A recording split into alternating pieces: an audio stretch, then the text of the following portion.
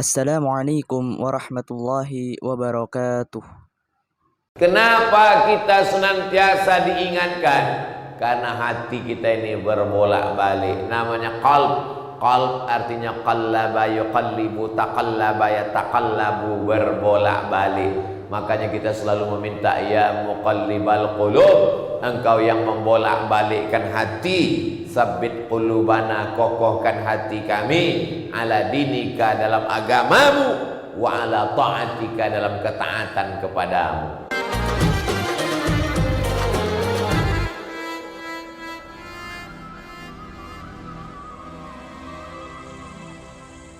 Assalamualaikum warahmatullahi wabarakatuh.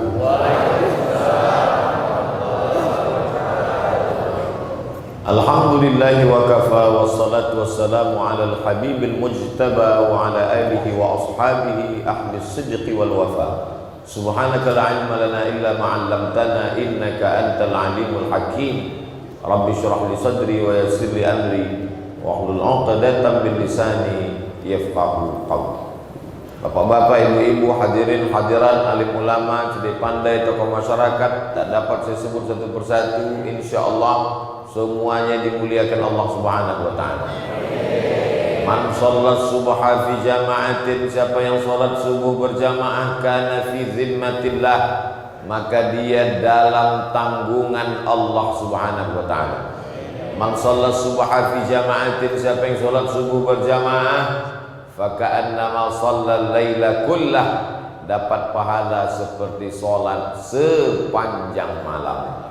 Man shallat subha fi jama'atin, siapa yang salat subuh berjamaah, summa qa'ada yadhkurullah, kemudian dia tidak keluar masjid, dia duduk di masjid berzikir mengingat Allah, hatta tatlu'a syamsu, sampai terbit matahari. Summa yusalli rak'ataini, setelah itu dia salat sunat 2 rakaat. Faka'annama, maka dia mendapatkan kanat lahu ka'ajri hajjatin wa umrah, dapat pahala seperti pahala haji dan umrah. Habis sholat subuh duduk di masjid zikir sampai terbit matahari, sampai jam berapa Pak Ustadz? Sampai waktu maghrib. Maghrib kita jam 6.22, 18.22, berarti tausiah subuhnya sampai jam 6.22 kalau pesawatnya tidak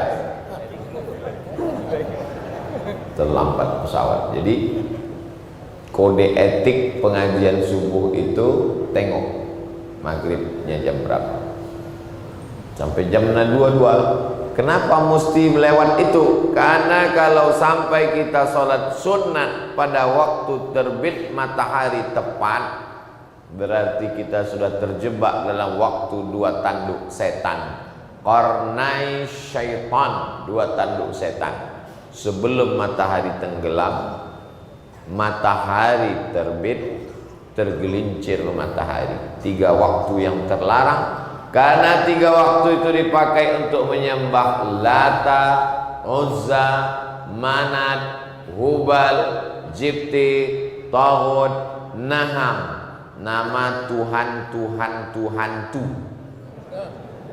yang disembah oleh orang musyrik kafir jahiliyah. Itu menunjukkan bahwa Abu Jahal, Abu Lahab itu juga beribadah. Itu menunjukkan bahwa orang kafir musyrik Makkah itu juga beribadah. Jadi kalau ada hari ini orang yang tidak beribadah, berarti lebih parah daripada Abu Jahal dan Abu Lahab. Jadi yang penting bukan pada ibadahnya, karena orang kafir pun beribadah, tapi yang penting adalah pada apakah ibadahnya itu benar atau tidak. Maka ketika dia mempersekutukan Allah, menyembah kepada selain daripada Allah, la in asyrakta, kalau kau persekutukan aku, kata Allah, kau sembah selain aku, la yahbatanna amaluka, maka semua amal-amalmu gugur seperti pohon rindang, daunnya kering, dihembus angin, hilang, tak bermakna. Wa qadimna, kami datangkan Semua yang mereka lakukan dulu di dunia kami datangkan. Lalu kemudian amalnya itu kami jadikan haba'an mansura, seperti debu yang dihembus angin, seperti daun kering yang ditiup angin kencang. Ini sedekahmu, ini solatmu, ini puasamu, ini hajimu, ini umrahmu, ini zikirmu, ini khatam Quran, tak bermakna di hadapan Allah. Apakah mata kita melihat amal kita itu? Ya. Faman ya'mal mithqala dzarratin khairan. Ya, mata kita semua melihat amal kita. Ada orang kehausan karena tidak ada air minum, biasa. Yang paling menyakitkan adalah air minumnya ada tapi tak bisa diminum. Itu namanya azab. Azab itu bukan berarti tidak ada nikmat. Nikmatnya ada tapi tidak bisa dinikmati. Itulah azab. Azab artinya al-man'u, tercegah untuk menikmati sesuatu. Istrinya ada tapi tak bisa dinikmatinya. Kenapa? Karena dia sakit. Itu azab. Mudah-mudahan kita sehat semua. Dari bunyi aminnya seperti ketakutan. Siapa yang berani menghadapi penyakit? Penyakit itu adalah ujian. Tapi ketika Allah berkehendak, tidak ada yang bisa menolak kehendak Allah. Orang beriman tidak pernah takut. Kenapa? Karena dalam setiap yang datang tidak dia sukai itu. Asa an takrahu syai'an, boleh jadi engkau benci sesuatu, wa yaj'alallahu fihi khairan katsira. Kau benci sesuatu, tapi di dalam kebencian itu ada banyak kebaikan. Orang tidak suka sakit, benci dia sakit, benci dia jantung koroner, benci dia diabetes meletus, benci dia asam urat, benci dia kanker. Tapi di dalam kebencian itulah sujudnya akan lebih lama. Orang kalau sakit itu sujudnya lama. Ya Allah, lama. Begitu sehat, pas macam stempel kantor pos. Orang kalau sedang sakit di rumah sakit, tangannya mau tasbih, astagfirullah, subhanallah, Allahu akbar, Allahumma sholli. Begitu sehat, langsung handphone. Itu menunjukkan lebih baik sakit apa sehat? Bingung. Lebih baik sehat mengingat Allah, lebih baik sakit mengingat Allah. Sakitnya siapa? Sakitnya Ayyub alaihi salam. Tidak pernah hatinya itu lalai daripada mengingat Allah. Sehatnya siapa? Sehatnya Sayyidina wa Maulana Muhammad sallallahu alaihi wasallam. Kayanya siapa? Kayanya Daud alaihi salam. Susahnya siapa? Susahnya Nabi Musa ketika terbuang dari istana Fir'aun alaihissalam. Mau takut, mau berani, mau susah, mau senang, mau kaya, mau miskin, mau sempit, mau lapang, yang penting bersama dengan Allah. Innallaha ma'as sabirin. Allah akan bersama dengan orang yang mampu menekan hawa nafsunya. Jadi yang penting itu adalah kebersamaan dengan Allah. Ingatlah apa yang dikatakan Sayyidina Abu Bakar Siddiq ketika berada di dalam Jabal Sur, ketika akan pindah ke kota Al-Madinah Al-Munawwarah dari kota Makkah Al-Mukarramah. Ketika itu dikejar oleh orang kafir musyrik, dia ketakutan, dia cemas, dia ngeri, dia galau, dia gundah gulana. Apa kata Nabi SAW? Ma dhannuka bisnaini, kalau kau sangka kita di dalam gua ini cuman berdua, fallahu thalithuhuma, maka ada Allah bersama kita. Nanti mereka menangkap kita, nanti mereka membunuh kita, nanti mereka menyakiti kita, nanti kita menganiaya kita. La tahzan, innallaha ma'ana. Jadi sesungguhnya, Ustaz, kenapa kita mesti sholat subuh, sholat zuhur, sholat asar, sholat maghrib, sholat isya, sholat duha, sholat tahajud, sholat witir, sholat qabliyah, sholat ba'diyah? Banyak sekali ibadah kita ini. Bisa nggak dipres agak jadi sekali aja sebulan? Hati kita ini berbolak-balik. Yusbihu mu'minan, kafirnya, paginya beriman, wa yumsi kafiran, sorenya bisa kafir. Itulah mengapa setiap waktu itu kita senantiasa terbit fajar, terbuka mata, bersaut-sautan suara azan di kota Balikpapan. Allahu Akbar, Allahu Akbar. Belum lagi azan di sini, sudah azan di sini. Belum azan di ruang tamu, sudah azan di kamar. Semua handphone azan. Yang punya handphone nggak bangun. Makanya disebut dengan smartphone. Handphonenya yang cerdas, orangnya goblok. Kenapa kita senantiasa diingatkan? Karena hati kita ini berbolak-balik. Namanya qalb. Qalb artinya qallaba yuqallibu, taqallaba yataqallabu, berbolak-balik. Makanya kita selalu meminta, ya muqallibal qulub, engkau yang membolak-balikkan hati, sabbit qulubana, kokohkan hati kami, ala dinika, dalam agamamu, wa ala ta'atika, dalam ketaatan kepadamu. Makanya kita disuruh berkumpul dengan orang-orang soleh. Ini saya sedang bersama dengan orang-orang soleh semuanya. Dari mana Ustaz tahu orang ini soleh? Karena mereka saling mendoakan di dalam solat mereka. Assalamualaikum ayyuhan nabiyyu wa rahmatullahi wa barakatuh. Wassalamu alaina wa ala ibadillahis salihin. Kepada semua yang soleh-soleh. Selesai berwudu dia juga minta itu. Allahumma ja'alni minat tawwabin waj'alni minal mutatahhirin waj'alni min ibadikas salihin. Jangan sampai hati ini lalai sedikit, sama seperti pesan Tuan Imam kita tadi. Sawus sufuf, luruskan shaf. Fa inna taswiyatas sufuf min tamamis shalah. Lurusnya shaf bagian dari kesempurnaan salat. Kenapa shaf itu tidak boleh bengkok? La takhtalifu, jangan shafnya bengkok. Fakhtalafat qulubukum, kalau shafnya bengkok, hati kamu ikut jadi bengkok. Saddul halal, celahnya ditutup, celah kaki ditutup, celah bahu ditutup. Kenapa? Karena sampai ada celah masuk setan. Makna masuk setan di situ adalah jangan sampai ada ruang kosong sehingga kita sedang menyediakan tempat setan. Makanya begitu filosofinya hidup ini, jangan sampai ada ruang kosong. Begitu juga jangan sampai ada gelas kosong. Mesti diisi. Karena kalau tidak dia akan masuk angin. Perut itu tidak boleh kosong. Isi air hangat, diisi nasi, diisi jagung. Karena kalau kosong dia masuk angin. Maka begitu juga dengan waktu, tak boleh ada kosong. Fa idza faragta fansab. Selesai dari satu aktivitas, pindah ke aktivitas yang lain. Bangun, buka mata. Walaupun bapak, ibu sayang, cinta setengah mati, belum ada di antara bapak ini yang begitu bangun tidur langsung nyebut nama istrinya pertama. Oh, ngatiem. Yang pertama dia ucapkan nama Allah.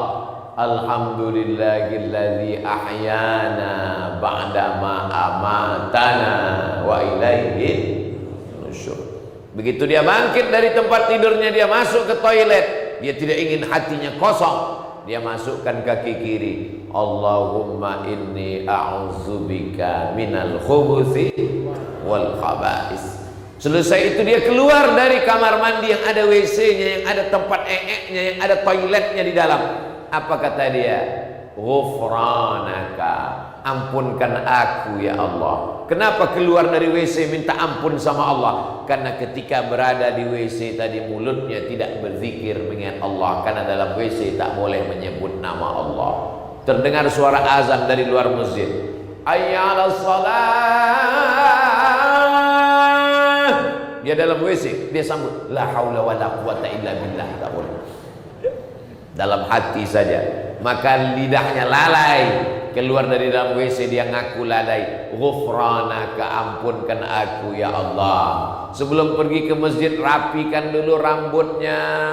Jangan sampai ketahuan bangun tidur.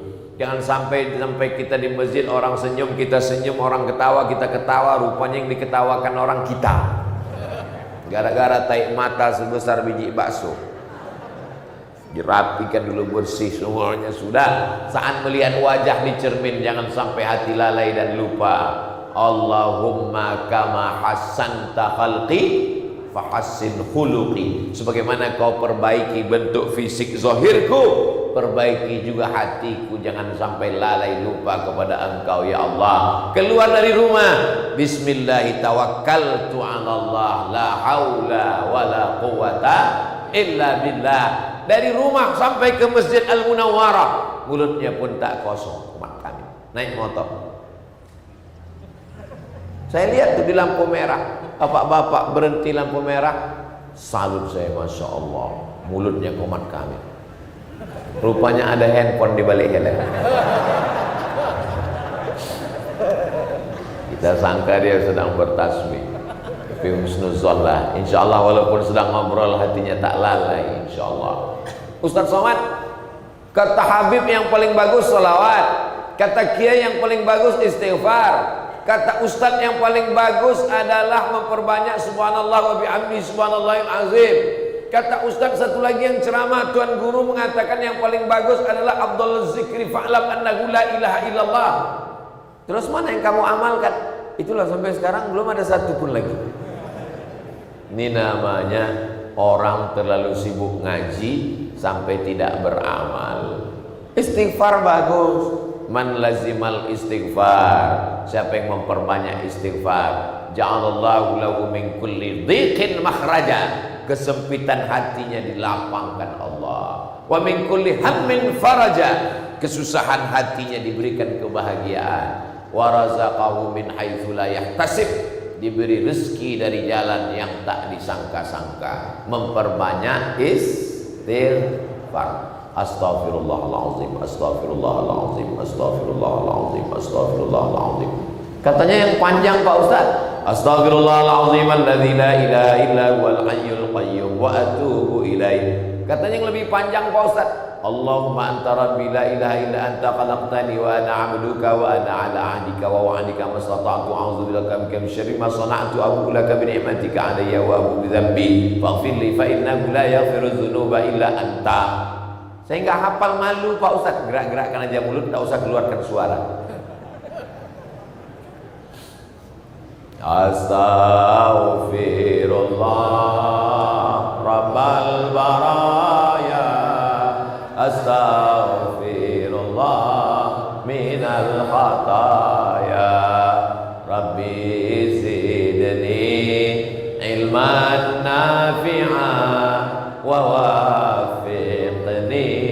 amalan salihah. Astaghfirullah, aku minta ampun kepada Engkau ya Allah. Rabbal baraya, Rabb artinya tiga: pencipta, penjaga, pemberi rezeki. Maka ketika orang berkata ya Rabb, Engkau yang mencipta aku, Engkau yang menjaga aku, Engkau yang memberi aku rezeki. Ketika dia berkata ya Rahman, Engkau yang menyayangi aku. Ya Ahad, Engkau yang tunggal esa tak berbilang. Ya Samad, bukan Ustaz, Engkau tempat aku bergantung. Qul huwallahu ahad, Allahus samad. Meminta kepada dia tempat bergantung. Tak ada tempat bergantung. Bergantung ke batang kayu patah, bergantung ke besi berkarat, bergantung kepada kuasa sirna, bergantung kepada harta lenyap, bergantung kepada orang hidup mati, bergantung kepada dia hayyun la yamut. Allahu la ilaha illa huwal hayyul qayyum, yang maha hidup, yang maha mengatur, Allah subhanahu wa ta'ala. Faqultu astaghfiru rabbakum innahu kana ghaffara. Minta ampun kepada Allah, kau dapati Allah mengampuni dosa-dosamu. Datang seorang Yahudi, dia sudah membunuh 99 orang. Dijumpainya pendeta Yahudi. Pendeta Yahudi, ya, aku sudah membunuh 99 orang. Apakah Tuhan mengampuni aku? Kata pendeta Yahudi, kau masuk neraka karena kau sudah membunuh orang. Diambilnya pisau, kalau begitu kau yang ke-100. Dalam Islam, innallaha la yaghfiru an yushraka bihi, Allah tidak mengampunkan dosa syirik. Wa yaghfiru ma duna dzalika liman yasha, Allah mengampunkan dosa selain itu. Bagaimana kalau kami pernah menyembah berhala, Pak Ustaz? Apakah Abu Bakar tak pernah menyembah berhala? Apakah Umar tak pernah menyembah berhala? Apakah Utsman tak pernah menyembah berhala?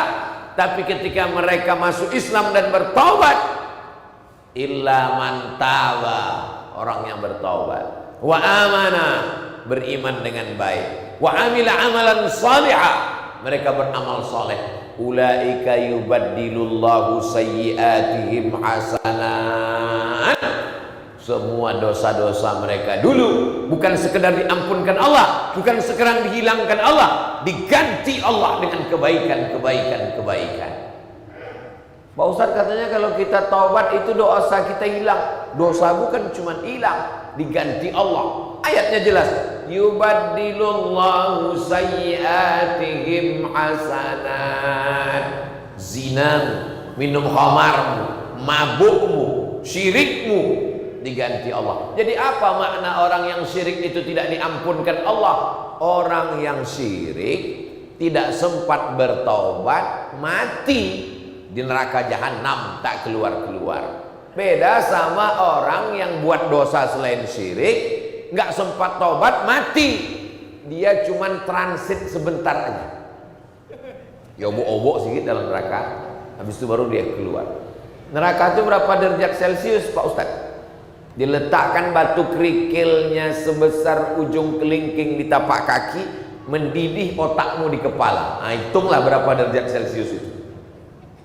Ya belum Ka'bai, ketika air neraka itu sampai ke mata kaki, yaghli bihadimahu, mendidih otak di kepala. Itulah ahwanu azaban, azab yang paling ringan. Maka tadi kita diajak oleh saudara kita, dibimbing zikir di Masjid Al-Munawwarah dengan zikir Allahumma ajirna minan nar, Allahumma ajirna minan nar, Allahumma ajirna minan nar, Allahumma ajirna minan nar, Allahumma ajirna minan nar, Allahumma ajirna minan nar, Allahumma ajirna minan nar. Tuan Guru, ya, apa amalannya biar supaya rezeki saya lancar? Istighfar. Oh, besok datang lagi. Tuan Guru, ya, apa amalannya supaya tanam-tanaman saya subur? Istighfar. Oh, besok datang lagi. Tuan Guru, ya, apa amalannya supaya istri saya hamil punya anak? Istighfar. Nampaknya Tuan Guru ini nggak ada amalan lain kecuali istighfar. Padahal yang ngomong begitu bukan Tuan Guru. Ayat Al-Quran. Faqultu astaghfiru rabbakum innahu kana ghaffara. Beristighfarlah kepada Allah, maka Allah akan mengampuni dosa. Waalaikumsalam warahmatullahi wabarakatuh. Jazakumullahu khairan. Jangan lupa like, komen, dan juga subscribe.